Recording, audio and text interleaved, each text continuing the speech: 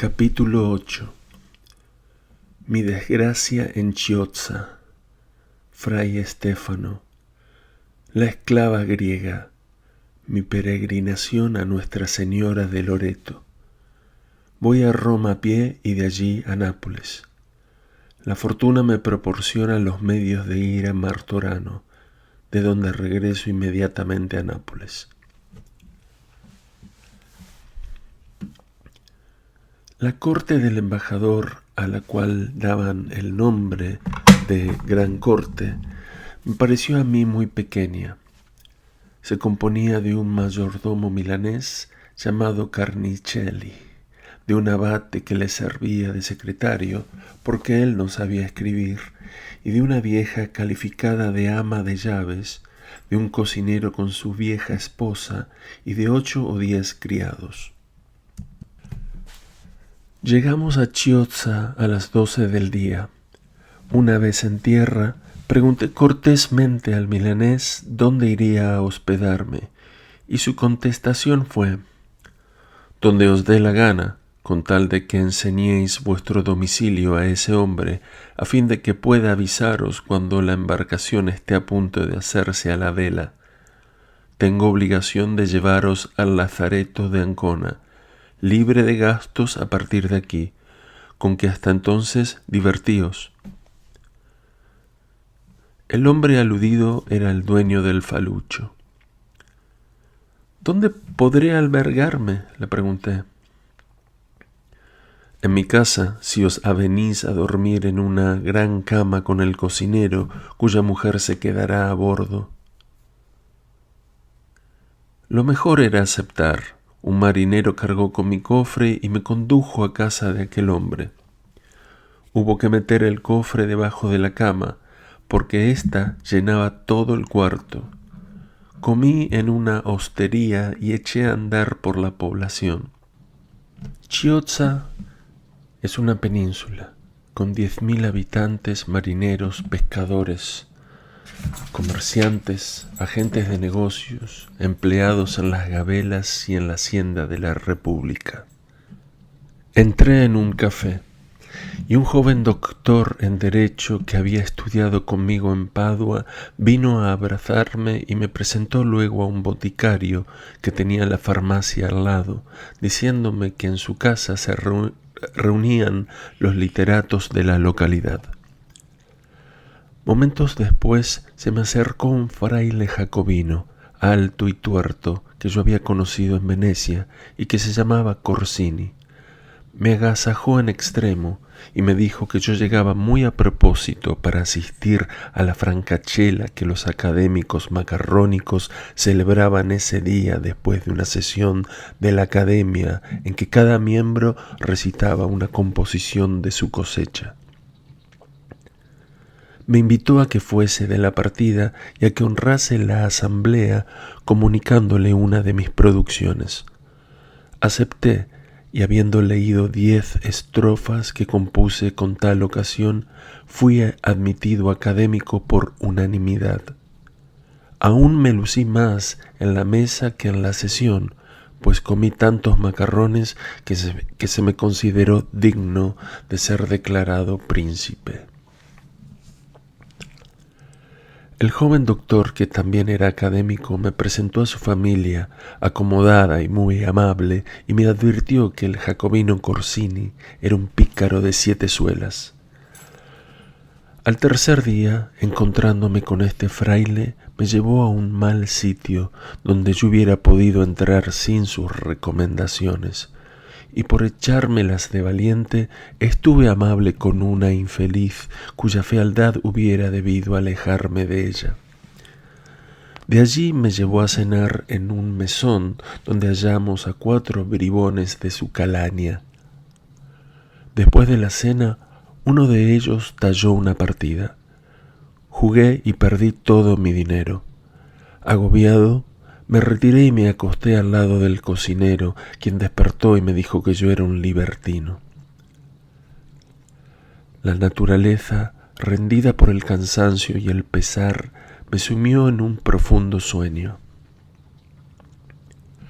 Mi indigno verdugo vino a despertarme a las 12 del día, diciéndome con aire de triunfo que había invitado a un joven muy rico que vendría a comer con nosotros y que no podía menos de perder.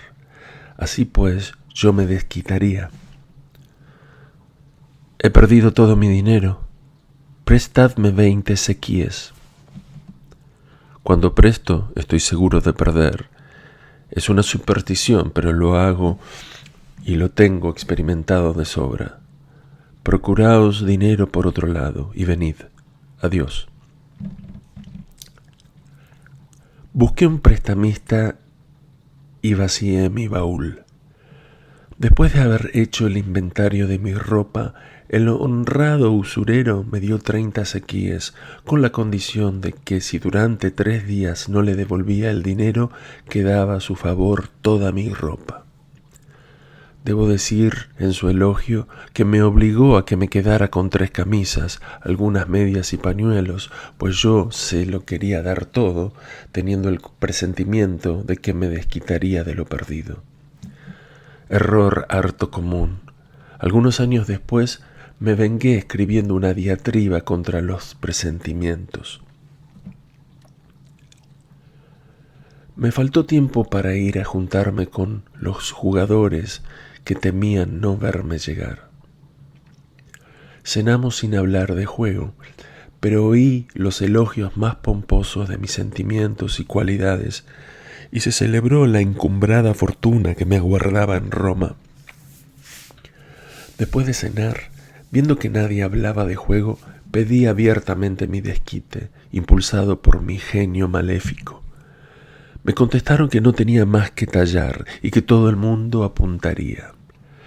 Tallé y perdí todo el dinero que me quedaba, y me fui suplicando al fraile que pagase al mesonero lo que yo le debía, lo cual me prometió. Me retiré desesperado, porque para colmo de desdicha, me apercibí en el camino de que en el rosal de mis amores de paso me había punzado una espina. Me acosté y permanecí 11 horas atontado. Me pesaba la existencia y sentía la vaga esperanza de morir de inanición sin moverme. Lo probable es que no me hubiera movido si Albán, el dueño del falucho, no hubiese venido a sacudirme diciendo que me fuera a bordo, pues estaban a punto de hacerse a la vela. Me pareció que aquel hombre había venido a decirme lo único que podía hacer en tan apurada situación.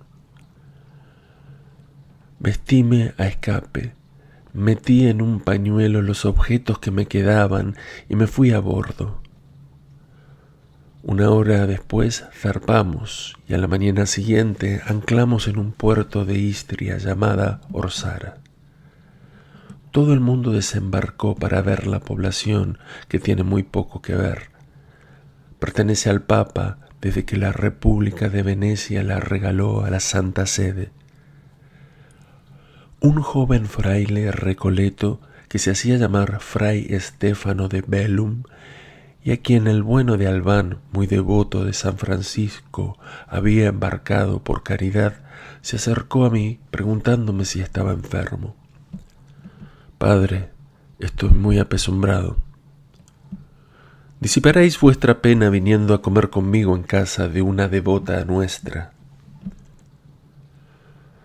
Hacía 36 horas que no había entrado en mi estómago el menor alimento, y nada debía quedar en él después del mareo que había sufrido en el mar.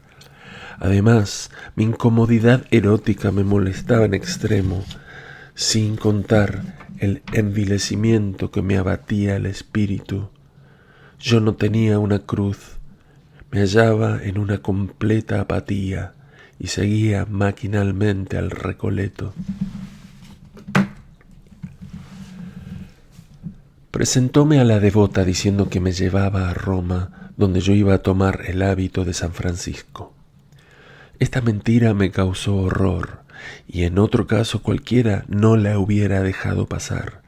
Pero en mi posición, aquella impostura no me pareció sino cómica. La buena mujer nos dio un buen almuerzo.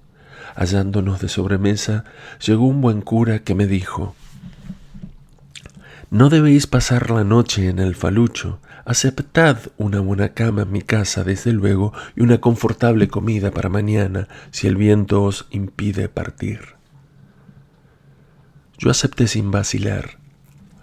Salí con el cura hospitalario a ver la población y por la noche me llevó a su casa, donde me obsequió con una excelente cena preparada por su ama, la cual se sentó a la mesa con nosotros y no me pareció mal. Su vino, mejor aún que el de la devota, me hizo olvidar mis desventuras y conversé alegremente con el buen clérigo. Me acosté y después de 10 horas de un profundo sueño, el ama, que estaba al acecho, me trajo mi café. La moza me pareció encantadora, pero ¡ay! No me encontraba yo en estado de probarle cuán bella me parecía. Se pasó el día alegremente. El cura me leyó muchas composiciones poéticas que yo ponderé sin medida, aunque eran muy malas. Por la noche la muchacha estuvo conmigo complaciente hasta cierto punto. Como presentase alguna resistencia al querer yo rendir a sus encantos un homenaje completo, abandoné decentemente la empresa, satisfecho de que uno y otro saliésemos tan bien librados del lance. Después me acosté tranquilamente, pero aún faltaba el estribillo, pues por la mañana, habiendo entrado con el chocolate, estuvo tan mimosa que me obligó a hacerle algunas caricias y me dijo que resistía a lo demás por el solo temor de que nos sorprendieran. El día se pasó agradablemente entre el cura y yo, y por la noche, como la muchacha no temía ya sorpresa alguna, y yo había tomado todas las precauciones propias en tales circunstancias, pasamos ella y yo 2 horas deliciosas. Al día siguiente partí. Fray Estéfano me divirtió todo el día con sus ocurrencias, que me revelaron la ignorancia mezclada con la truhanería bajo el velo de la sencillez. Me enseñó todas las limosnas que había recibido de Orsara: pan, vino, queso, salchichas, confituras y chocolate. Todas las faltriqueras de sus sagrados hábitos estaban llenas de provisiones. ¿Tenéis también dinero?, le dije. Dios me libre. En primer lugar, nuestra gloriosa orden me prohíbe recibirlo. Por otra parte, si cuando voy a recoger limosna admitiese dinero, se contentaría la gente con 1 o 2 cuartos, mientras que vale 10 veces más lo que me dan en comestibles. San Francisco tenía mucho talento. Aquel fraile hacía consistir la riqueza en lo que precisamente constituía entonces mi miseria. Me hizo comensal suyo y pareció contentísimo de que yo quisiese hacerle semejante honra. El falucho atracó en el puerto de Pola llamado Veruda y desembarcamos. Después de haber subido 1/4 de hora, entramos en la población, donde consagré un par de horas a visitar las antigüedades romanas que contiene. Esta ciudad había sido la capital del imperio. Sin embargo, yo no hallé más vestigios de grandeza que un circo de ruido. Regresamos a Veruda y nos hicimos nuevamente a la vela. Al día siguiente nos hallamos delante de Ancona, donde no pudimos entrar hasta un día después a causa del viento contrario. Aunque pasa por ser un gran monumento de Trajano, este puerto sería muy malo sin un dique costosísimo que lo hace bastante bueno. En el Adriático, al lado norte, está lleno de puertos, mientras que el opuesto solo tiene 1 o 2. Es evidente que el mar se retira hacia levante y que dentro de 3 o 4 siglos Venecia quedará unida a la tierra firme. En Ancona nos metieron en el viejo lazareto, donde se nos anunció que sufriríamos una cuarentena de 28 días, porque Venecia había admitido, después de una cuarentena de 3 meses, la tripulación de 2 buques de Mesina, donde últimamente la peste había hecho estragos. Pedí un cuarto para mí y otro para Fray Estéfano, que me lo agradeció mucho. Alquilé a unos judíos una cama, una mesa y varias sillas, obligándome a pagar el alquiler de todo al fin de la cuarentena. El fraile no quiso más que paja. Pienso que si hubiese podido adivinar que sin él tal vez me hubiera muerto de hambre, no se hubiese lisonjeado tanto de vivir conmigo. Me dieron risa los marineros y el patrón del falucho, que se excusaron conmigo por haber olvidado mi cofre. Albán dijo que se cuidaría de hacérmelo traer en menos de 3 semanas. El Recoleto, que había de pasar 4 días conmigo, esperaba vivir a mi costa, cuando la providencia me lo había enviado para mantenerme. Tenía provisiones con las cuales hubiera podido alimentarnos durante 8 días, pero había que pensar más allá. Después de cenar, le hice en estilo patético el cuadro de mi situación y de las necesidades que tendría hasta llegar a Roma, donde había de ser, le dije, secretario de órdenes memoriales. Júzguese cuál sería mi sorpresa al ver que aquel patán se enternecía al relato de mis infortunios. Me encargo de vos hasta Roma. Decidme únicamente si sabéis escribir. ¿Os burláis de mí? ¡Qué maravilla! Tal como me veis, yo no sé escribir más que en mi nombre. Cierto es que sé escribirlo con ambas manos, pero ¿de qué me serviría saber más? Me sorprende porque yo os creía cura. No soy cura, soy fraile. Celebro misa y por consiguiente debo saber leer. San Francisco, de quien soy un indigno hijo, no sabía leer. Por eso nunca celebró misa. En fin, puesto que sabéis escribir, escribiréis mañana en mi nombre a todas las personas que os nombraré, y os respondo de que nos enviarán con qué regalarnos hasta el fin de la cuarentena.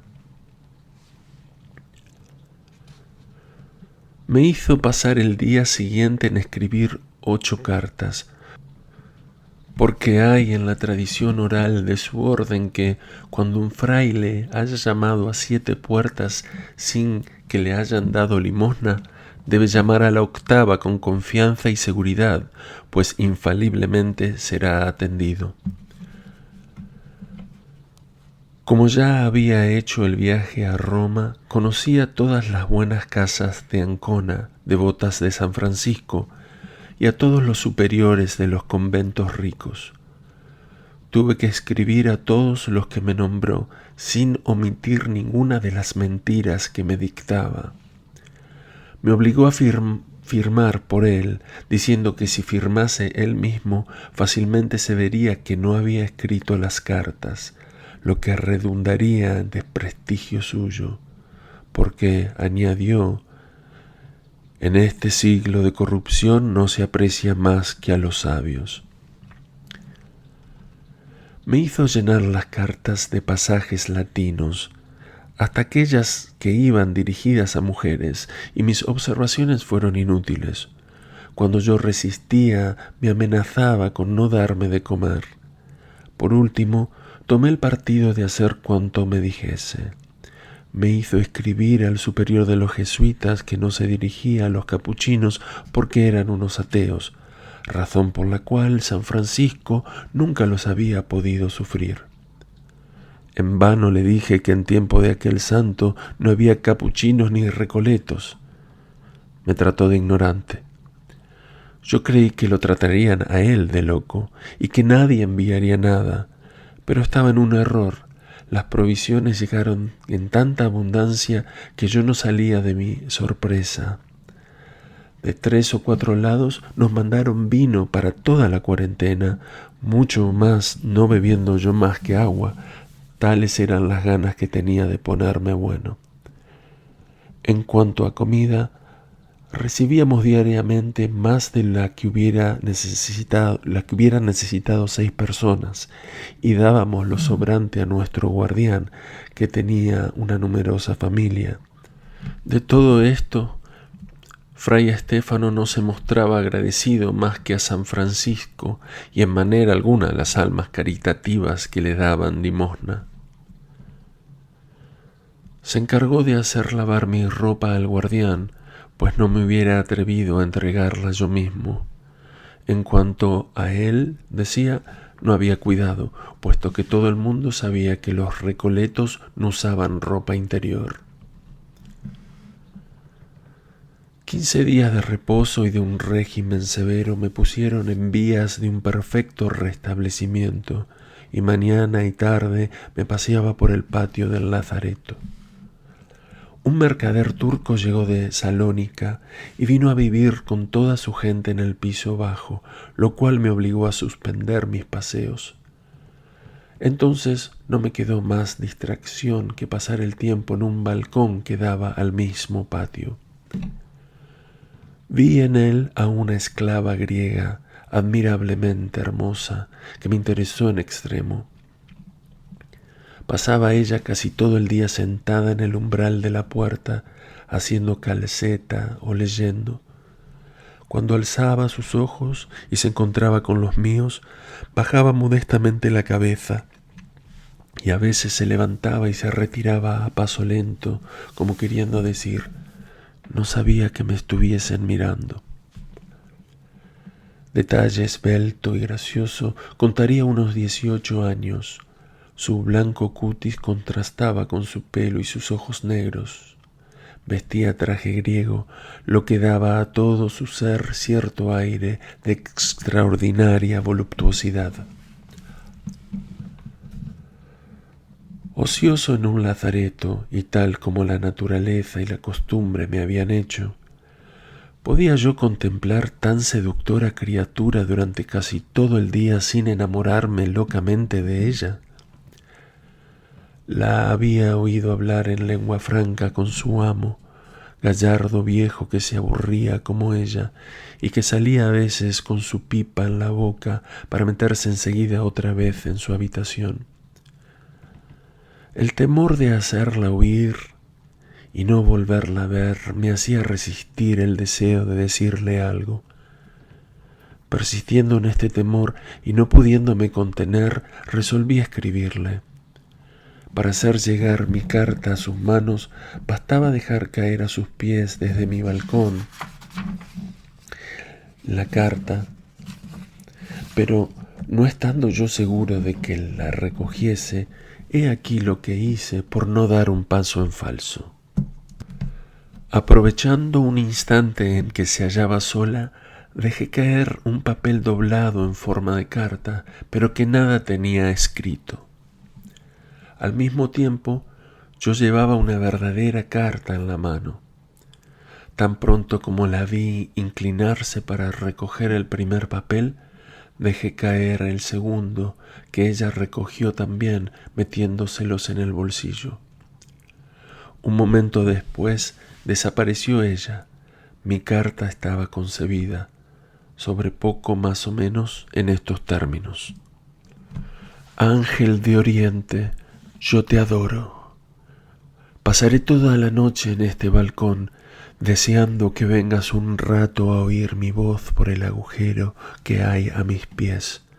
Hablaremos muy quedo, y para oírme mejor, podrás subirte al fardo que hay junto a la puerta.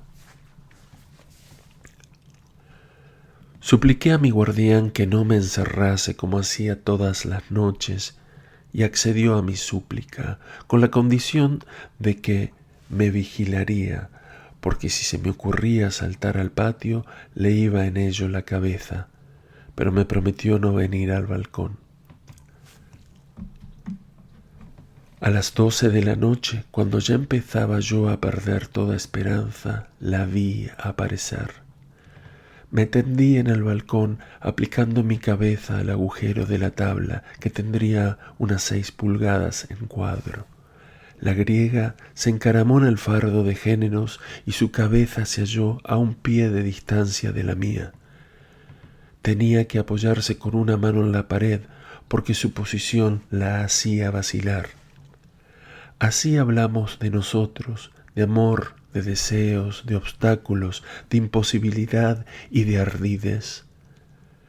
Le dije lo que me impedía saltar al patio, y ella dijo que esto sería perdernos de todos modos por la imposibilidad de volver a subir. Y además añadió, ¿sabe Dios lo que el turco hará de nosotros si nos sorprendiese juntos? Prometiendo luego venir todas las noches a hablar conmigo del mismo modo, pasó la mano por el agujero. No me veía harto de besarla, pues me parecía que en mi vida había tocado mano más delicada ni más dulce. Y qué placer cuando me pidió la mía.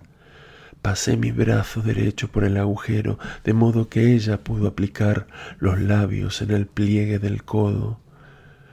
Cuán dulces libertades no se tomó entonces mi mano.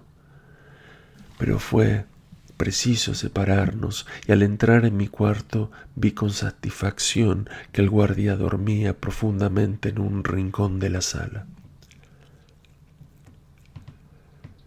Contento de haber obtenido todo lo que en aquella difícil posición podía prometerme, me devanaba los sesos buscando el medio de procurarme más delicias la noche siguiente, cuando vi que el ingenio femenino de mi hermosa griega era más fecundo que el mío. Hallándose en el patio con su amo, le dijo en turco algo que él aprobó, y enseguida un criado turco, con ayuda del guardián, colocó debajo de mi balcón un gran cesto de mercancías. Ella dirigía el arreglo y, como para hacer más sitio al cesto, mandó colocar una bala de algodón en cruz sobre las otras dos.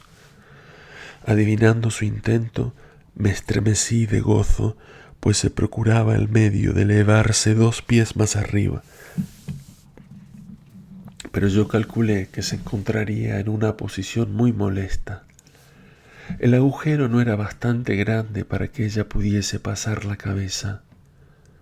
No hay más remedio que arrancar la tabla, dije yo, pero la operación no era fácil.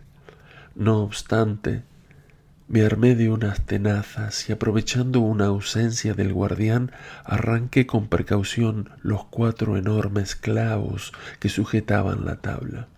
Después de esta operación, esperé la noche con amorosa impaciencia. El objeto de mis deseos vino a las 12 en punto. Viendo el trabajo que le costaba encaramarse en las balas de algodón, quité la tabla y, alargando el brazo cuanto pude, le ofrecí un punto de apoyo sólido. Ella subió y quedó agradablemente sorprendida de poder pasar la cabeza y los brazos por el agujero. No perdimos mucho tiempo en cumplidos. Nos felicitamos solemnemente de haber trabajado en consuno para el mismo fin. Si la noche anterior yo me había encontrado más dueño de ella que ella de mí, esta vez sucedía lo contrario. Su mano devoraba todo mi ser, pero yo era detenido en el camino. Nuestros placeres, aunque estériles, nos tuvieron ocupados hasta el alba. Coloqué cuidadosamente la tabla en su sitio y me fui a la cama con gran necesidad de reparar mis fuerzas. Algunas noches después me dijo que no podía ser feliz sin mí, que siendo cristiana yo podía comprarla aguardándola después de salir del lazareto. Esta declaración me obligó a confesarle que me era imposible comprarla por falta de recursos, lo cual le hizo exhalar un profundo suspiro. La noche siguiente me dijo que su amo la vendería por 2000 piastras, que ella me las daría y desaparecería. Añadió que era virgen y que yo estaría contento de ella, que me daría una caja llena de diamantes, uno solo de los cuales valía 2000 piastras, y que vendiendo los demás podríamos vivir holgadamente sin temor de parar en la pobreza. Me aseguró que el turco no se apercibiría de la desaparición de la caja y que aun cuando se apercibiese, de todo el mundo sospecharía menos de ella. Yo estaba enamorado de aquella mujer. Su proposición me preocupó en extremo, pero al día siguiente no vacilé. Vino a la hora de costumbre con la caja. Mas como le dije que no podía resolverme a ser cómplice de un robo, suspiró, me dijo que no la amaba como ella a mí, pero que veía claramente que yo era buen cristiano. Era la última noche y nos veíamos probablemente por última vez. El fuego que circulaba por nuestras venas nos consumía. Ella me propone que la suba al balcón. ¿Qué amante hubiera podido retroceder en presencia de semejante proposición? La cojo por debajo de los brazos, la subo y voy a poseerla, cuando de pronto siento que alguien me coge por la espalda. Es el guardián que me grita: «¿Qué hacéis ahí?». Dejo escapar la dulce carga, que se mete en su cuarto, y yo, dando un grito de rabia, metiendo boca abajo en el tablado sin hacer el menor movimiento, a pesar de las sacudidas del guardián, a quien me daban tentaciones de abrir la cabeza. Me levanté por fin y fui a acostarme sin proferir una sola palabra y sin colocar siquiera la tabla en su sitio. El prior vino al día siguiente a declararnos libres. Al partir, lacerado el corazón, vi a la griega con lágrimas en los ojos. Di cita a Fray Estéfano en la bolsa y acompañé al judío, a quien había de pagar el alquiler de los muebles, al convento de los mínimos, donde el padre Lazzari me dio 10 sequíes y la dirección del obispo, quien, después de haber hecho su cuarentena en los confines de la Toscana, debía encontrarse en Roma, donde yo tenía que reunirme con él. Pagué al judío y fui a comer modestamente en un figón. Compré después un par de zapatos y una levita y fue en busca de Fray Estéfano, a quien dije que quería ir a Nuestra Señora de Loreto, donde lo aguardaría 3 días para irnos después juntos a Roma. Me contestó que no quería pasar por Loreto y que yo me arrepentiría de haber despreciado la gracia de San Francisco. Con todo, partí al día siguiente en perfecta salud. Llegué rendido de cansancio a la Villa Santa. Por primera vez en mi vida yo había andado 15 millas a pie sin beber más que agua, porque el vino hervido que en aquella comarca se bebía me quemaba el estómago. Además, el calor era asfixiante. Debo observar aquí que, a pesar de mi miseria, yo no tenía trazas de pordiosero. Entrando en la población, vi venir hacia mí un abate de aire respetable y avanzada edad. Noté que me observaba, y cuando le tuve cerca lo saludé preguntándole dónde encontraría un albergue decente. «Veo que una persona como vos», dijo él, «que viaja a pie, viene aquí por devoción. Venid conmigo». Se vuelve atrás, yo le sigo y me lleva a una casa de bella apariencia. Después de haber dicho 2 palabras aparte a un individuo que me pareció ser el amo, se fue diciéndome con noble ademán: «Aquí estaréis bien servido». Mi primera idea fue que me tomaban por otro. pero yo me dejé llevar. Me acompañaron a un aposento de 3 piezas, cuyo cuarto dormitorio estaba tapizado de damasco. Vi una cama regia y un escritorio cómodo y provisto de todo lo necesario para escribir. Un criado me dio una ligera bata y él y otro doméstico me trajeron ropa limpia y un gran cubo lleno de agua. Me descalzaron y me lavaron los pies. Entró una mujer bien vestida, seguida de una criada. Me hizo una profunda reverencia y se puso a prepararme la cama. Cuando salí de mi baño, se oyó una campana. Se arrodillaron todos y yo seguí su ejemplo. Era el Ángelus, o sea, el Ave María. Luego llenaron a escape una mesita. Me preguntaron qué vino me gustaba más y enseguida me trajeron la gaceta y 2 candelabros de plata. Una hora después me sirvieron una deliciosa cena de vigilia y antes de acostarme me preguntaron si tomaría mi chocolate antes o después de la misa. Luego que me hubiera acostado, me trajeron una lamparilla con un horario y me quedé solo. Me hallé acostado en mi cama tan magnífica que no he vuelto a ver otra igual sino en Francia. Era a propósito para curar insomnios, pero esta era enfermedad desconocida para mí y dormí 10 horas de un tirón. De semejante trato deduje fácilmente que no me hallaba en ninguna hostería. Pero ¿dónde me encontraba? ¿Me era fácil adivinar que aquella casa era un hospicio? Después de chocolate entró un peluquero, que se moría por dar rienda suelta a su charla. Adivinando que yo no quería afeitarme, me preguntó si quería que con las tijeras me cortase mi incipiente barba, lo cual me haría parecer más joven. ¿Quién os ha dicho que yo piense ocultar mi edad?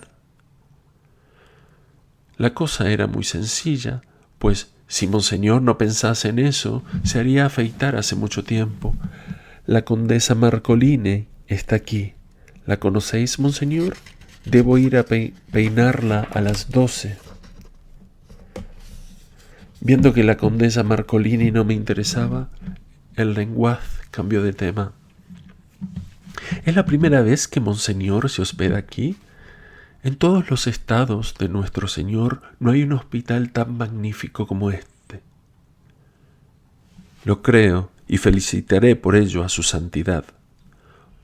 Oh, ya lo sabe, él mismo habitó aquí antes de su exaltación. Si monseñor Carafía no os hubiere conocido, no os hubiese presentado. He aquí para qué son excelentes los peluqueros en toda Europa. Pero no hay que interrogarlos, porque entonces mezclan descaradamente la verdad con lo falso, y en vez de dejarse sondar, son ellos los que sondan. Creyéndome obligado a presentar mis respetos a monseñor Carafía, me hice acompañar a su habitación. Este prelado me recibió muy bien, me mostró su biblioteca y me dio por cicerone a uno de sus abates, que me enseñó todo lo curioso y se captó mis simpatías por su talento. 20 años más tarde, este abate me fue útil en Roma y si vive todavía es canónigo en San Juan de Letrán. El día siguiente comulgué en la Santa Casa.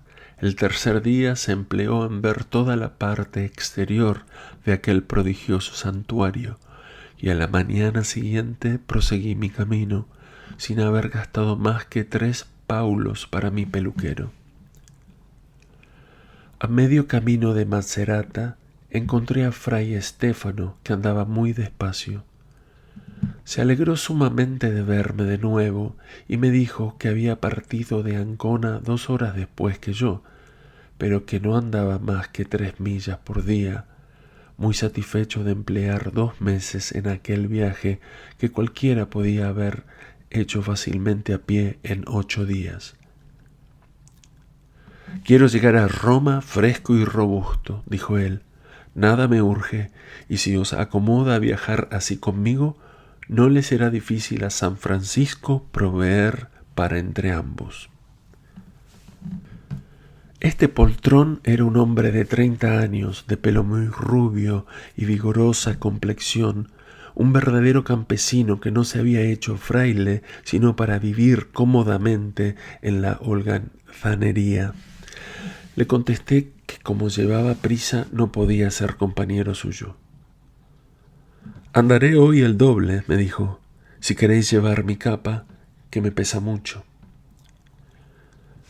La ocurrencia me pareció chistosa. Me puse su capa y él se puso mi levita, pero con este disfraz íbamos tan extravagantes que hacíamos reír a los transeúntes. Su capa equivalía, en efecto, a la carga de un mulo. Tenía 12 faltriqueras, llenas todas, sin contar el bolsillo de detrás que él llamaba el batículo, y que contenía el doble de lo que podían contener todos los otros: pan, vino, carne fresca y salada, pollo, huevos, queso, jamón, embutidos, de todo había para 15 días al menos.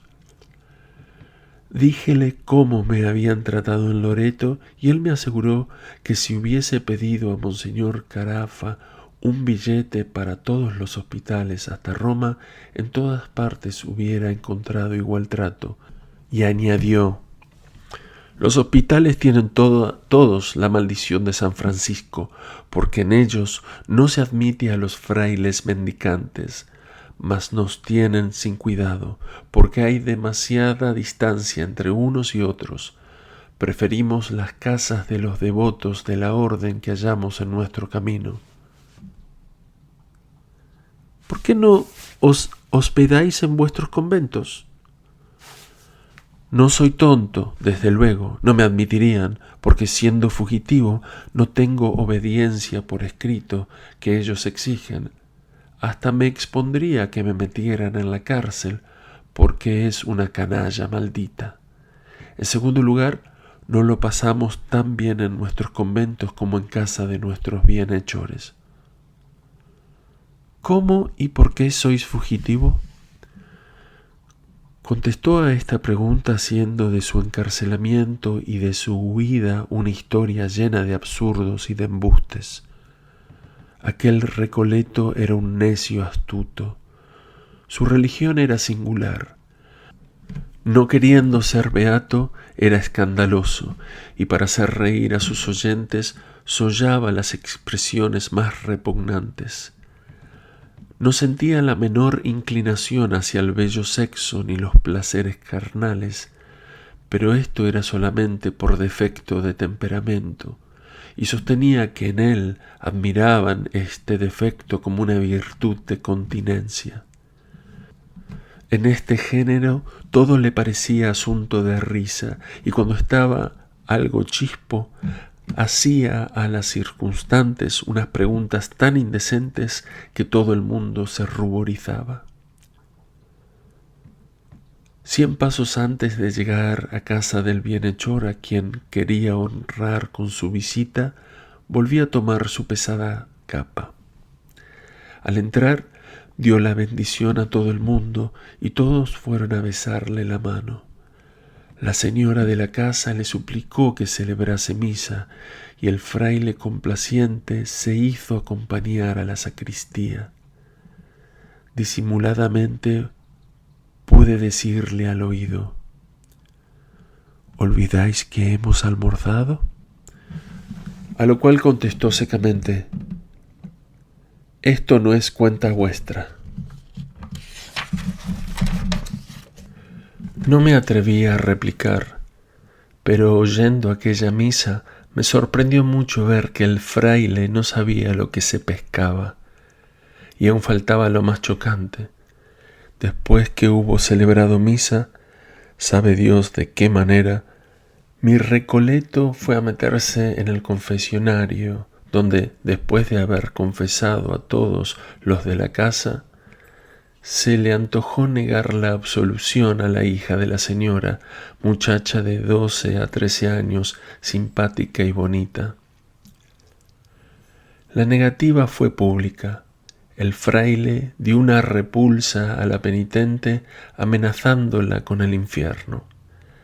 La pobre joven, avergonzada, salió de la iglesia vertiendo copiosas lágrimas, y yo, conmovido e interesándome por ella, no pude menos de decir a Estéfano en voz alta que estaba loco. Me acerqué a la muchacha para consolarla, pero ella huyó y no quiso sentarse a la mesa. Esta extravagancia me irritó de tal manera que tuve ganas de dar una paliza al fraile. En presencia de todo el mundo lo traté de impostor, de infame verdugo de la honra de aquella joven.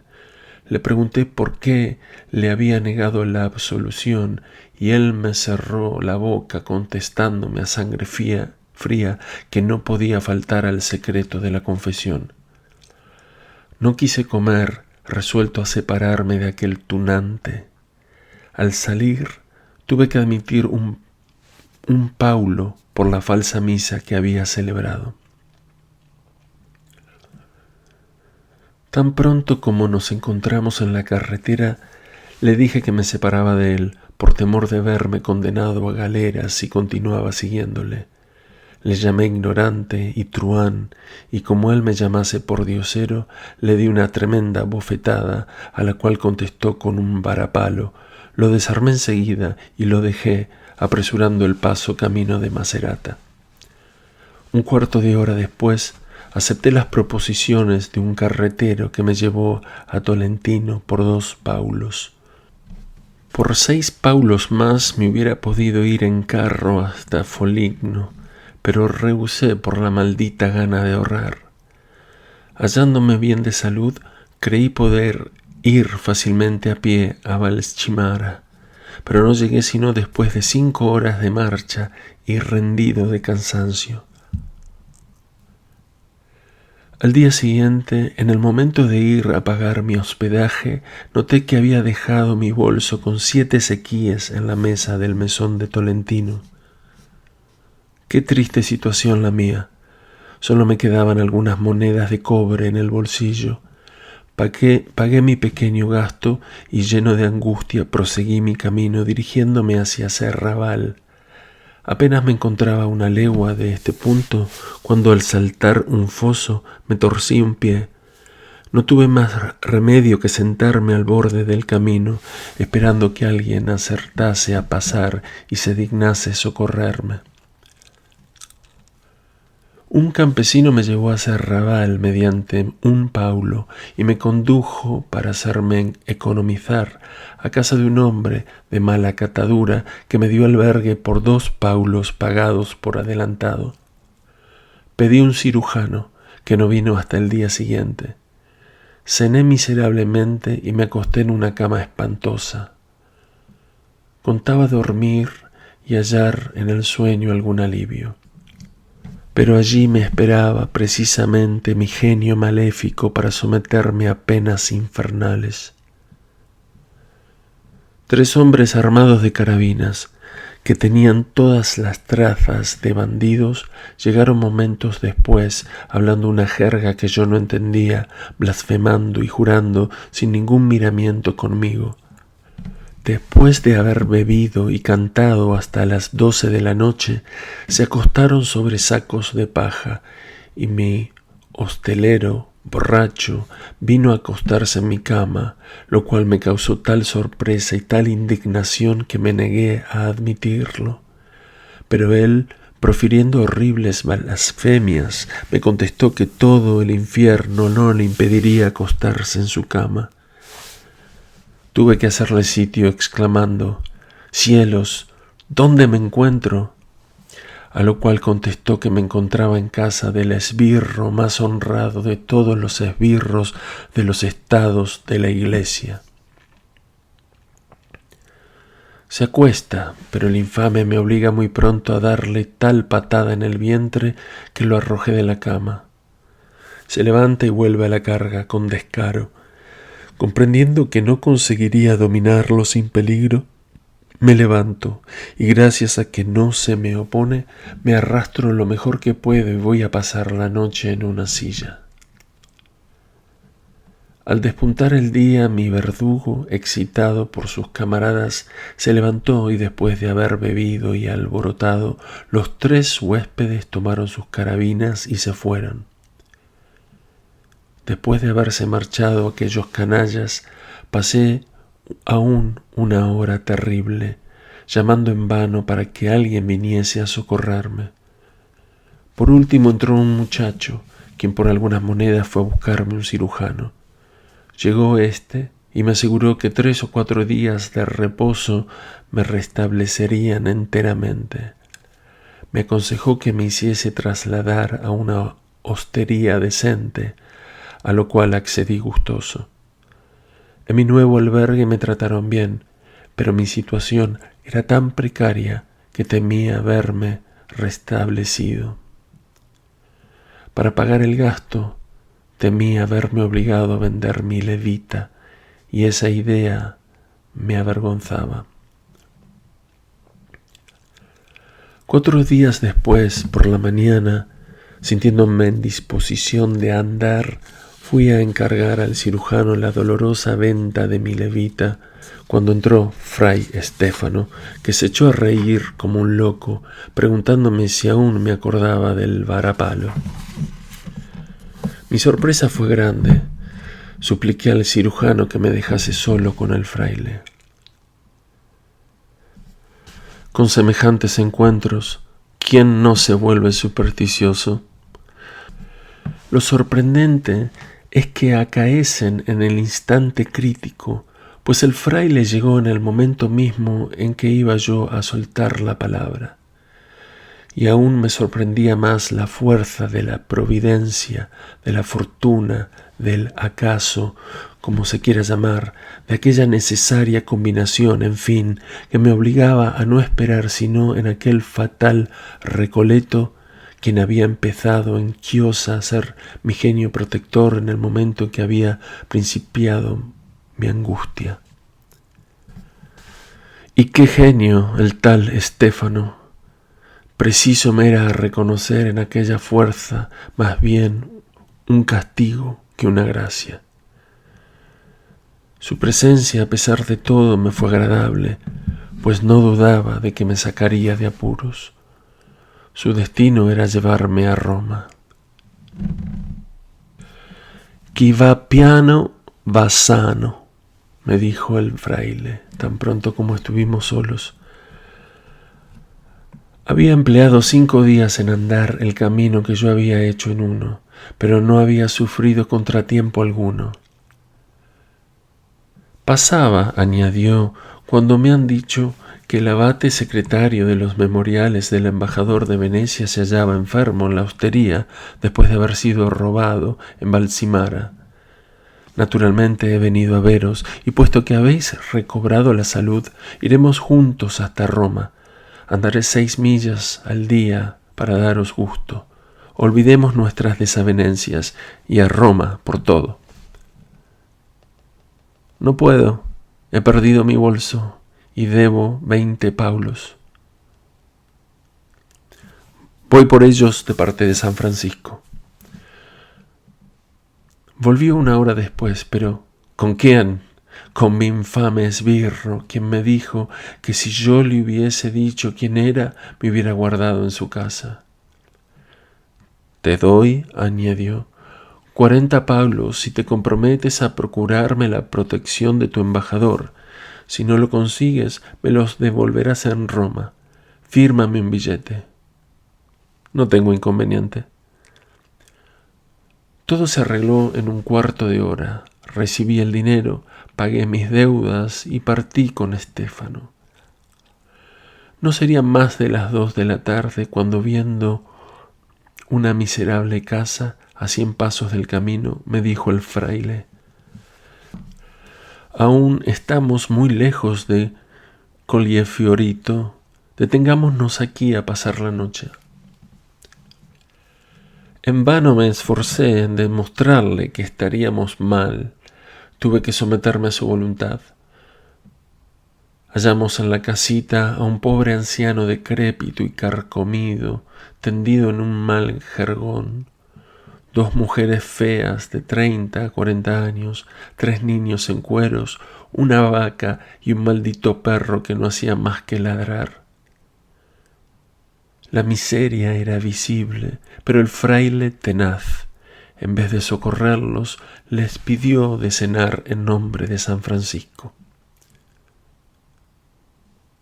«Es necesario», dijo el moribundo a las mujeres, «echar la gallina en el puchero y sacar la botella que conservo hace 20 años». Al terminar estas palabras le dio un ataque de tos tan violento que creí verlo expirar. El fraile se le acercó y le dijo que San Francisco le pondría bueno. Conmovido y apiadado de aquella miseria, quise marcharme solo a Collefiorito y esperar allí al fraile, pero las mujeres se opusieron y me quedé. Al cabo de 4 horas, la gallina parecía desafiar los mejores dientes, y la botella que yo destapé no virtió más que vinagre. Pero paciencia. Cojo el batículo del fraile, saco de él lo necesario para cenar bien, y las mujeres se extasían ante aquellas provisiones. Comimos todos con buen apetito. Nos prepararon luego 2 grandes camas con paja fresca y nos acostamos a oscuras, porque se había apagado el único cabo de vela que había en aquel triste asilo. Apenas hacía 5 minutos que nos habíamos tendido en la paja, cuando el fraile me dijo que una de las mujeres acababa de meterse a su lado, y al mismo tiempo la otra vino a abrazarme. Yo la rechazo, el fraile lucha, mi desvergonzada insiste, yo me levanto, el perro se me echa encima y me obliga a permanecer quieto en la paja, el fraile grita, jura, pelea, el perro ladra furiosamente, el viejo tose, el alboroto es completo. Por último, Estéfano, protegido por su gruesa vestimenta, se libra de las caricias de su arpía, hace frente al perro y logra asir su gran bastón. Entonces empieza a dar palos de ciego a derecha e izquierda. Una de las mujeres grita, «¡Ay, Dios mío!». El Recoleto contesta, «La desnuqué». La calma se restablece. El perro, que ha recibido sin duda algún tremendo palo, no gruñe. El viejo, a quien tal vez había rematado el fraile, ya no tose. Dormían los niños y las mujeres, que temían las caricias del Recoleto, permanecían silenciosas a un lado. Estuvimos tranquilos el resto de la noche. Al amanecer me levanté. Estéfano siguió mi ejemplo. Miré por todas partes y vi con sorpresa que las mujeres habían desaparecido. Encontré al anciano, que no daba señales de vida, con una contusión en la frente. Se lo hice observar al Recoleto, diciéndole que era posible que le hubiese muerto.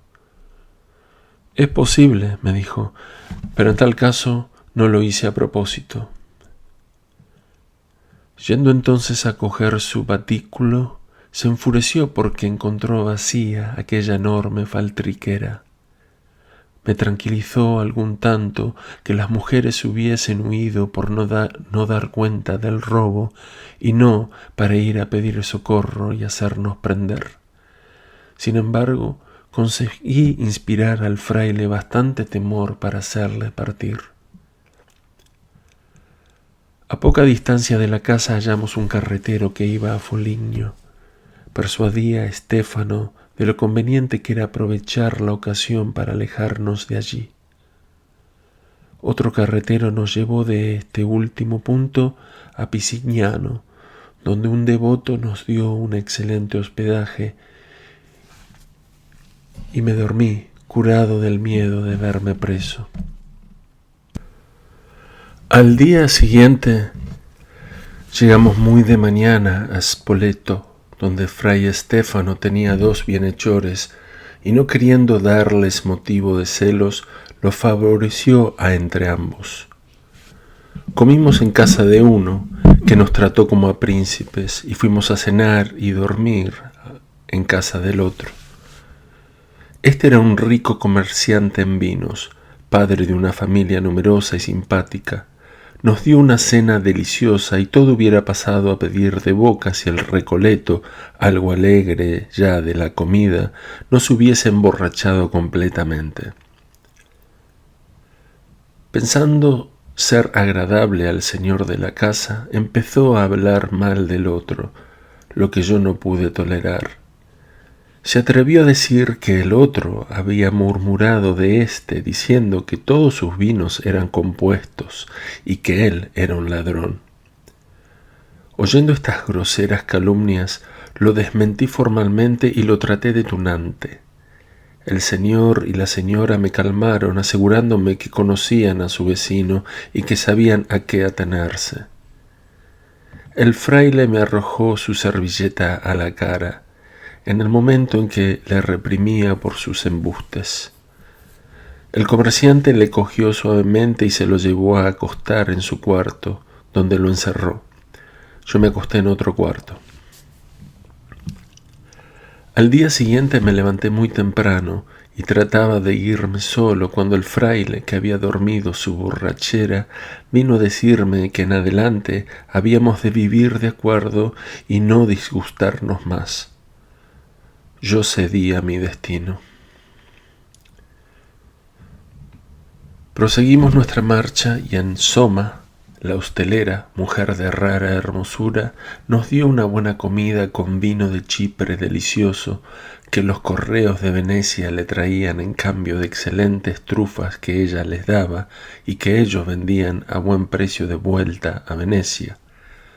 No partí sin dejarle parte de mi corazón.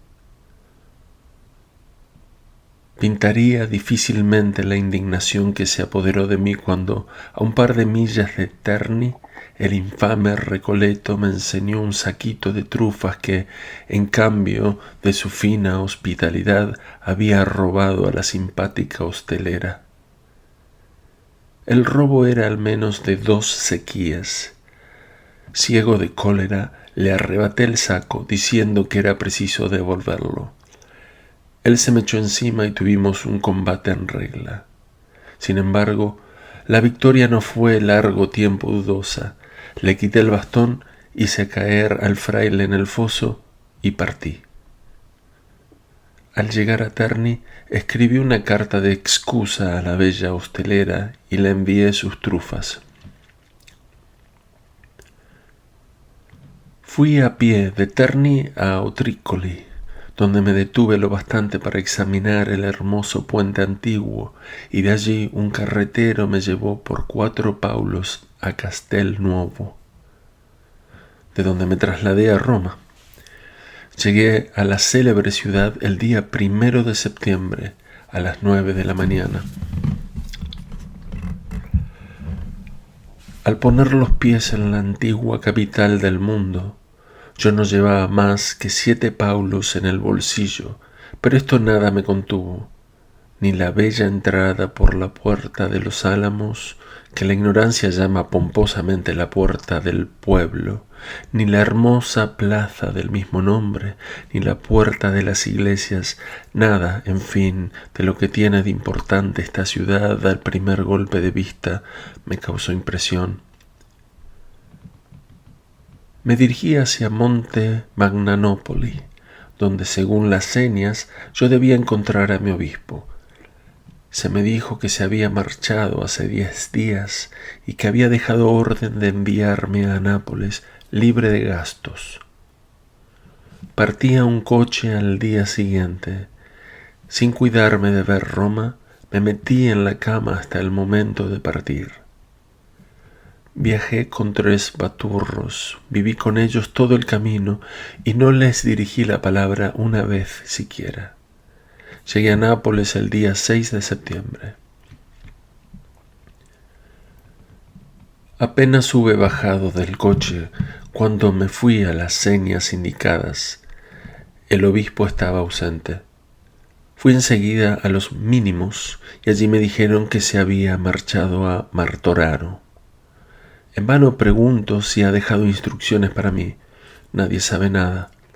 Heme pues en una ciudad inmensa, sin relaciones, con 8 carlinos en el bolsillo y sin saber qué partido tomar.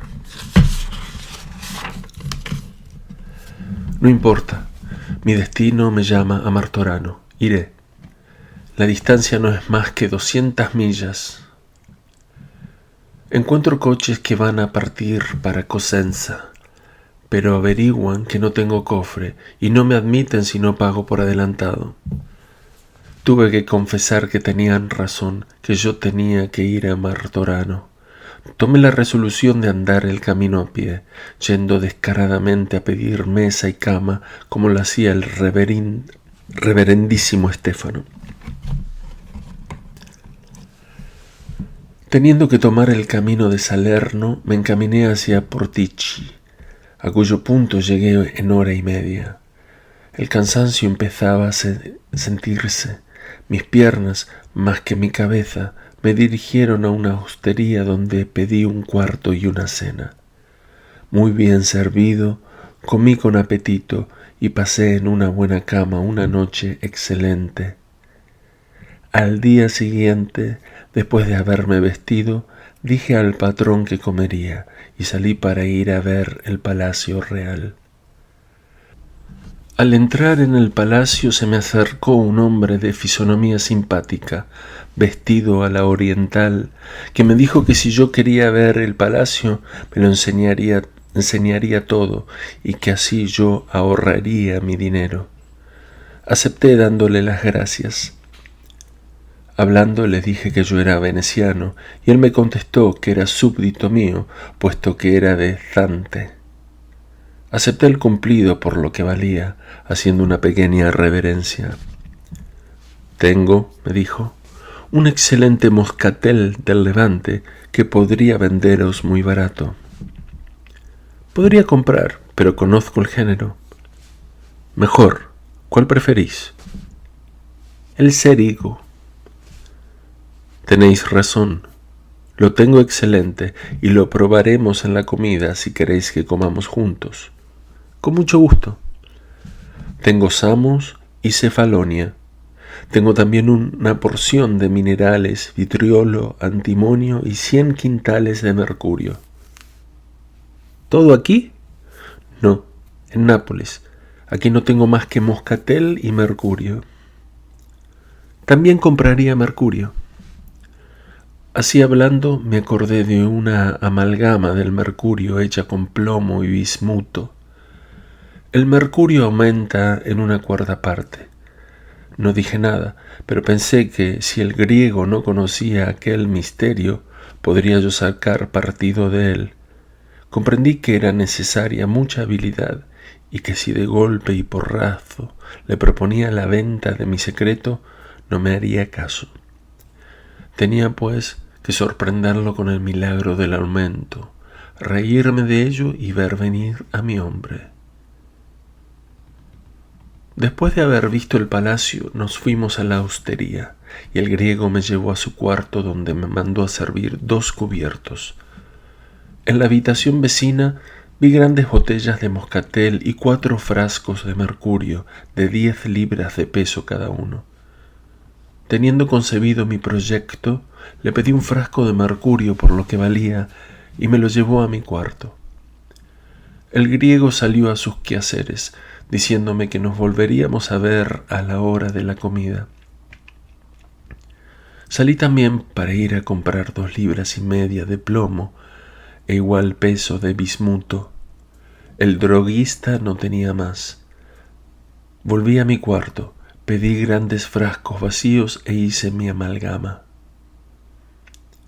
Comimos alegremente y el griego se alegró de que yo encontrase delicioso su moscatel de Cerigo.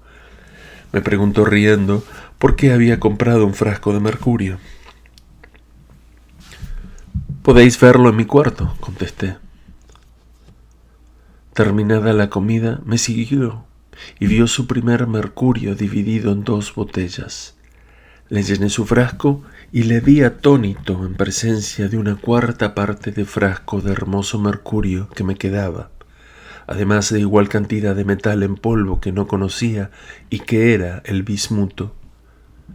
Contesté a su asombro con una carcajada. Llamé al mozo de la hostería y lo mandé a casa del droguista a vender el mercurio que me quedaba. Momentos después volvió el mozo y me entregó 15 carlinos. El griego, cuya sorpresa llegaba al colmo, me suplicó que le devolviera su mismo frasco que estaba lleno y que valía 60 carlinos. Se lo devolví riendo y dándole las gracias por haberme hecho ganar 15. Al mismo tiempo le dije que al día siguiente, muy temprano, me marcharía a Salerno. Por la tarde fuimos a pasearnos hacia el Vesubio. Hablamos de 1000 cosas, sin aludir siquiera al mercurio, pero mi griego parecía preocupado. Cenando me dijo en broma que aún podía quedarme hasta el día siguiente para ganar 45 carlinos con los otros frascos de mercurio. Le contesté con nobleza y seriedad que no me hacía falta aquello y que solo había aumentado uno para divertirle con una agradable sorpresa. «¿Debéis ser rico?» «No, pues trabajo para el aumento del oro y esto nos cuesta mucho». «¿Sois varios entonces?» «Mi tío y yo». «¿Qué necesidad tenéis de aumentar el oro? ¿No os basta con el aumento de mercurio? Decidme si el que habéis aumentado es susceptible de igual aumento». «No, si fuera susceptible, sería un inmenso criadero de riqueza». «Vuestra sinceridad me encanta». Después de cenar, pagué al patrón rogándole que me buscase para el día siguiente muy temprano un coche de 2 caballos que me llevase a Salerno. Dando las gracias al griego por su excelente moscatel, le pregunté dónde vivía en Nápoles, diciéndole que me vería dentro de 15 días, pues quería comprar un barril de su cerigo. Me pareció imposible ir a Martorano mendigando como un fraile, pues yo distaba mucho de inspirar compasión. Según yo había previsto, vino el griego a encontrarme al despuntar el día. Hícele buena acogida, diciéndole que tomaríamos café juntos. «Sí, pero decidme, señor abate, si estaréis dispuesto a venderme el secreto». «¿Por qué no, cuando volvamos a vernos en Nápoles?» «¿Y por qué no hoy mismo?» «Me aguardan en Salerno y además el secreto cuesta mucho y yo no os conozco». «No es razón bastante, pues soy aquí harto conocido para pagar al contado. ¿Cuánto quisierais por ello?» 2000 onzas. «Os la doy, pero con la condición de que haré yo mismo el aumento de las 33 libras que tengo aquí, con la materia que me nombraréis y que iré a comprar yo mismo». «Esto no es posible porque de esta materia no hay aquí, pero en Nápoles se encuentra cuanta se quiera». «Si es un metal, lo hallaremos en Torre del Griego. Podemos ir juntos. ¿Podéis decirme cuánto cuesta el aumento?» 1,5%, pero ¿sois conocido también en Torre del Griego? Porque sentiría perder el tiempo». «Vuestra duda me da pena». A estas palabras toma una pluma, escribe y me entrega este billete. «A la vista, pagad al contador 50 onzas de oro, que sentaréis en cuenta de Panagiotti, etc». Me dijo que el banquero vivía a 200 pasos de la hostería y me obligó a que fuera en persona. En el acto recibí 50 onzas. Volví a mi cuarto donde él me aguardaba y coloqué el dinero en la mesa diciendo que podíamos partir para Torre del Griego, donde lo concluiríamos todo después de haber contraído por escrito obligaciones recíprocas. Tenía su coche y sus caballos, mandó enganchar y partimos después que me hubo obligado noblemente a meterme las 50 onzas de oro en el bolsillo. Habiendo llegado a Torre del Griego, me firmó un documento en regla, obligándose a pagarme 2000 onzas tan pronto como le hubiese enseñado con qué ingredientes y de qué manera podía aumentar el mercurio en una cuarta parte, sin deterioro de su perfección, igual al que yo había vendido en Portici delante de él. Al efecto me extendió una letra de cambio a 8 días vista contra don Genaro de Carlo. Entonces le nombré el plomo y el bismuto. El primero por su naturaleza se aglomera con el mercurio y el segundo hace perfecta la fluidez necesaria.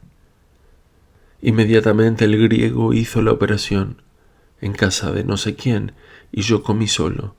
Mas por la tarde volvió bastante triste. Yo lo tenía previsto. La operación está hecha, me dijo, pero el mercurio no es perfecto. Es igual al que vendí en Portici. Vuestro escrito habla claro. Pero mi escrito dice también sin deterioro de su perfección, y habéis de confesar que su perfección queda deteriorada. Ello es tan cierto que ese mercurio no es susceptible de aumento. Ya lo sabíais, por lo demás, me atengo a la explicación de igualdad. Pleitearemos y perderéis. Siento que este secreto se haga público. En caso de ganar, felicitaos por haberme arrancado por nada mi secreto. No os consideraba capaz de quererme coger de este modo.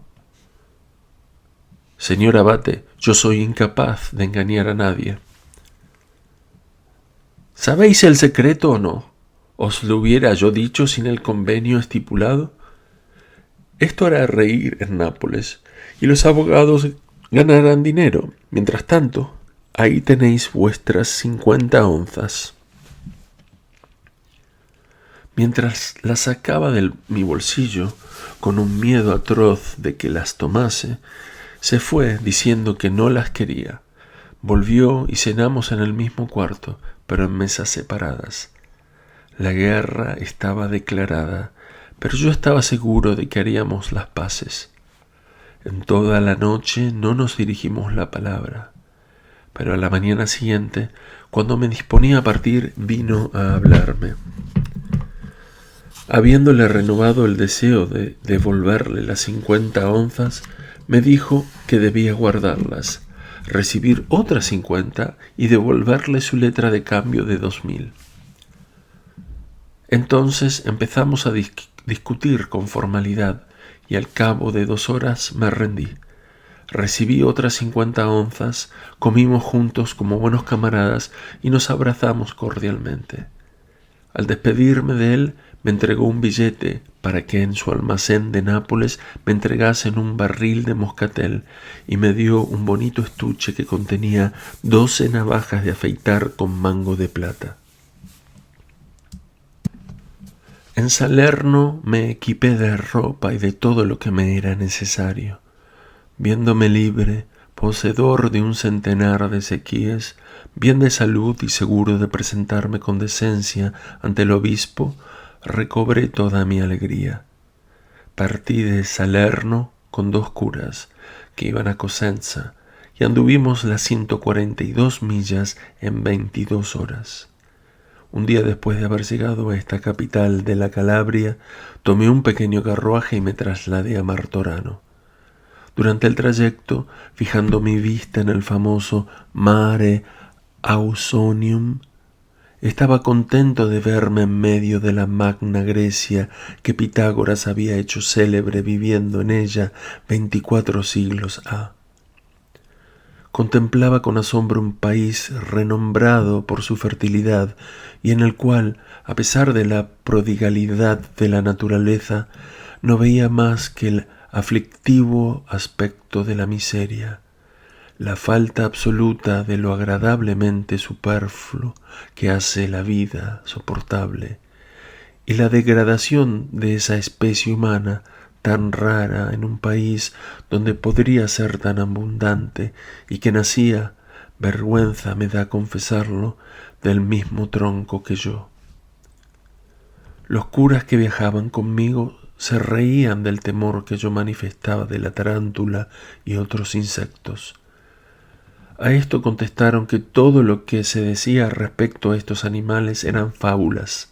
Se burlaban de los versos que Virgilio les había consagrado en sus Geórgicas, lo mismo que de los que yo les citaba para justificar mi temor. Encontré al obispo de Bernardo de Bernardis mal sentado a una pobre mesa en la que escribía. Me hinqué de rodillas según costumbre, pero en vez de darme su bendición, se levantó, me recibió en sus brazos y me estrechó contra su pecho. Se alegró de saber que no debía nada a nadie y que mi salud era excelente. Me hizo sentar, suspiró, me habló de sentimiento y de miseria, y dio orden a un criado para que pusiera un tercer cubierto. Además de este sirviente, Monseñor tenía la más canónica de todas las criadas y un cura que me pareció un gran ignorante. La casa en que vivía su grandeza era espaciosa, pero mal construida y peor cuidada.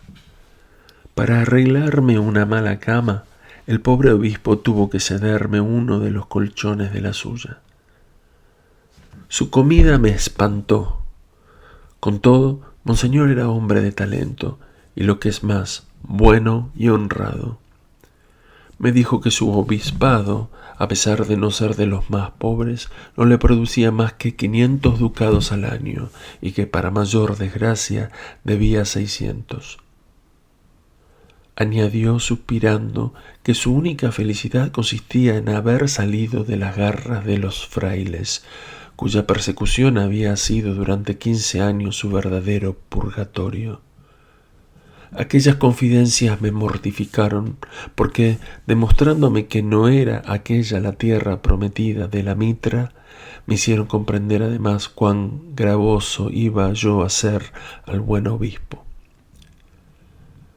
Me dijo que en todas sus diócesis no había positivamente nadie que supiese escribir bien, y mucho menos quien tuviese aficiones literarias. No había una sola librería, ni un solo aficionado a leer gacetas. Al día siguiente el obispo tuvo que oficiar de pontifical y se me deparó la ocasión de ver todo el clero, las mujeres y los hombres de que estaba llena su catedral. Aquel espectáculo me hizo tomar la resolución de alejarme de aquel triste país. Me pareció ver una manada de brutos escandalizados de mi exterior. Qué fealdad en las mujeres, qué aire estúpido y grosero en los hombres. De regreso al obispado dije a mi protector que no me sentía con vocación bastante para morir en pocos meses en aquella triste población. Dadme vuestra bendición y vuestro permiso para marcharme, o más bien seguidme, y os prometo que haremos fortuna en otra parte. Esta proposición le hizo reír varias veces durante el día. Si hubiese aceptado, no se hubiera muerto 2 años después, en la flor de la edad.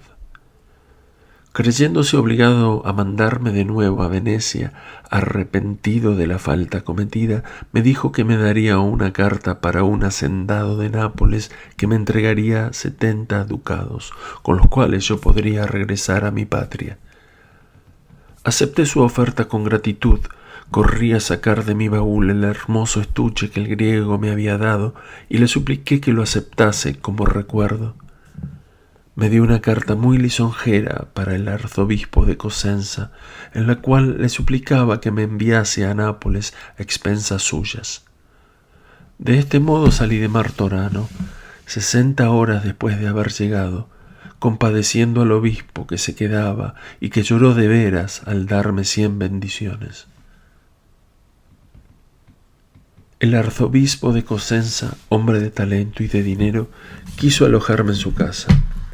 En la mesa hice el elogio del obispo de Martorano, pero censuré despiadadamente a su diócesis y toda la Calabria, con un estilo tan mordaz que hice reír en grande al arzobispo y a sus convidados, entre los cuales figuraban 2 señoras, parientas suyas, que hacían los honores de la mesa. La más joven, sin embargo, tomó a mal la sátira que yo había hecho de su país y me declaró la guerra. Pero la calmé diciendo que la Calabria sería un país delicioso si la 1/4 parte de sus habitantes se pareciesen a tan simpática señora.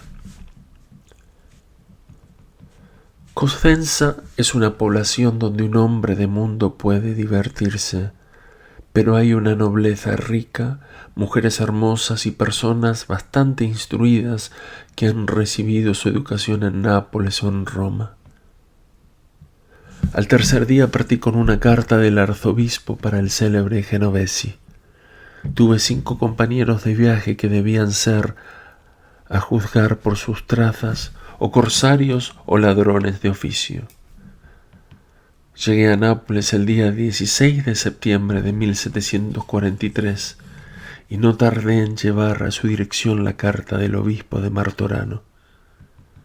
Iba dirigida a don Genaro Polo, cuya sola obligación consistía en darme 60 ducados. Se empeñó, sin embargo, en que me hospedase en su casa, a fin de que conociese a su hijo, y que también era poeta. El obispo le decía que yo era sublime. Después de las fórmulas usuales, acepté y me instalé en su casa.